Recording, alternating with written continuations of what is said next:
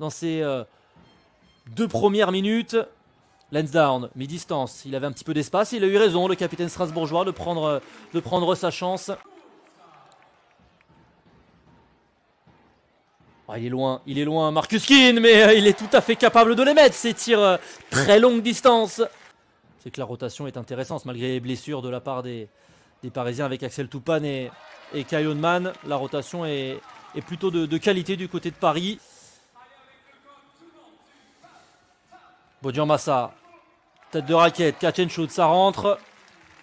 Les Strasbourgeois qui ont un tout petit peu plus de mal à rentrer, notamment défensivement, mais pour l'instant, ils peuvent compter sur un bon Bodian Massa. Allez, il va y aller très certainement tout seul, Tim Frazier. Est-ce que c'était la bonne solution? Oui, visiblement, avec la planche pour égaliser. Pour cette 23e journée entre Strasbourg et Paris, aimerait bien plutôt regarder devant et viser la 8e place.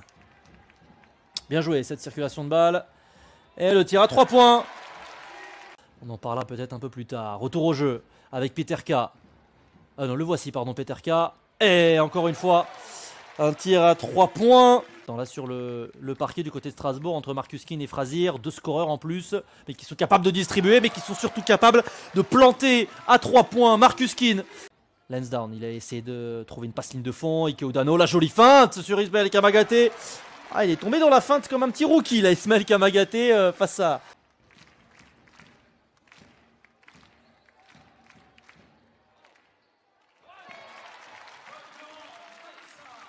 Ça a réussi tout seul, Tyrone Wallace, bien joué, il fait un bon match Tyrone Wallace ce soir.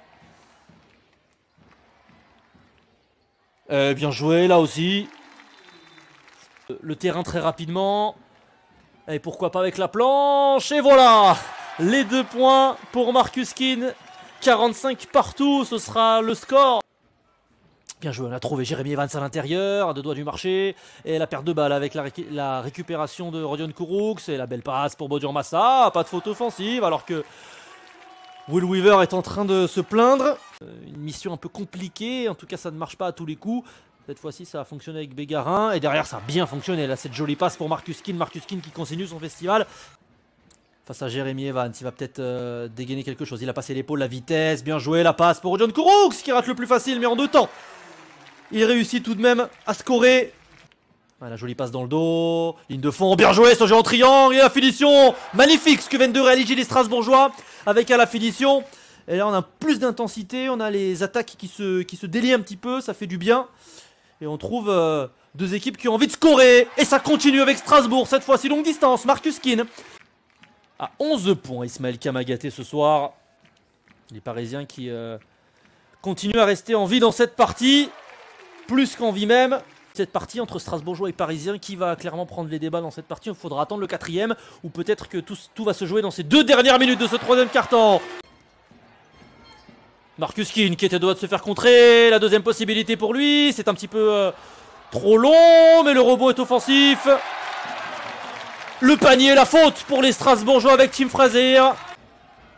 Paul Lacombe. La jolie passe pour Frazier à 3 points. Tim Frazier. Ah, les Strasbourgeois ont trouvé leur rythme offensivement. Si l'adresse est au rendez-vous.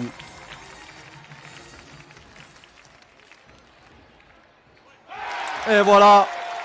Voilà comment Strasbourg peut faire mal aux Parisiens avec une nouvelle fois. Il essaie de repasser par le Tchèque, mais on trouve plutôt Bodian Massa. Mi-distance, il en a mis. Dans le premier et le 2e, il aurait pu réitérer cela. Martin Peter. Bien joué entre Tim Frazier et Bodian Massa. Allez, Bodian Massa qui demande le ballon. On va repasser par Marcus Keane très certainement. On n'arrive pas encore à le trouver, mais voilà qui est fait. Marcus Keane, il se lève. Ce sera un solo de la part de Marcus Keane de mettre ce tir à 3 points. Pour Paris, on en a parlé tout à l'heure. Donc il y aura ce match à la Défense Arena face à Nanterre. Et puis pour Strasbourg, il faudra... Alors officiellement, le Monaco-Strasbourg est toujours prévu le 28 mars. Mais de mes sources du côté de Monaco, ce match a été demandé d'être reporté. Alors que la Strasbourg qui se fait plaisir sur cette fin de match